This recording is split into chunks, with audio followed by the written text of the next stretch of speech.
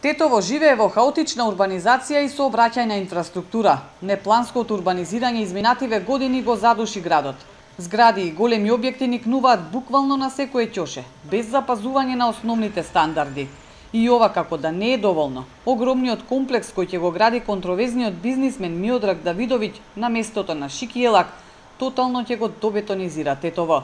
Нови близу 2000 станови, а има ли реална потреба од тоа?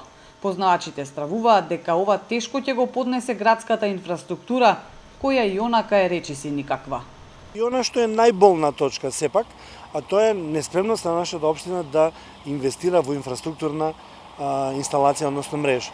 Тука спаѓа водоводот, тука спаѓа канализацијата, тука спаѓа струјата, тука спаѓаат сите други инсталацијски подземни инфраструктурни објекти. Ние сме сведоци дека такво нешто во градов одамна не е направено, а не треба да забораваме дека водоводната мрежа е катастрофална, огромни се загубите, не е тоа случај само во Тетово. Меѓутоа, овдека е многу изразено дека канализационата мрежа не е доволно развиена и покриена. Отсуството на визија за планирањето во Тетово се должи на едноставна причина. Градот речиси 20 години нема донесено генерален урбанистички план. А како ќе му сошиеме некому оддело ако немаме мерки, прашуваат експертите. Општината буквално тапка во место околу оваа проблематика. Генералниот план е го втора година веќе не е мрднат скоро од мртва точка.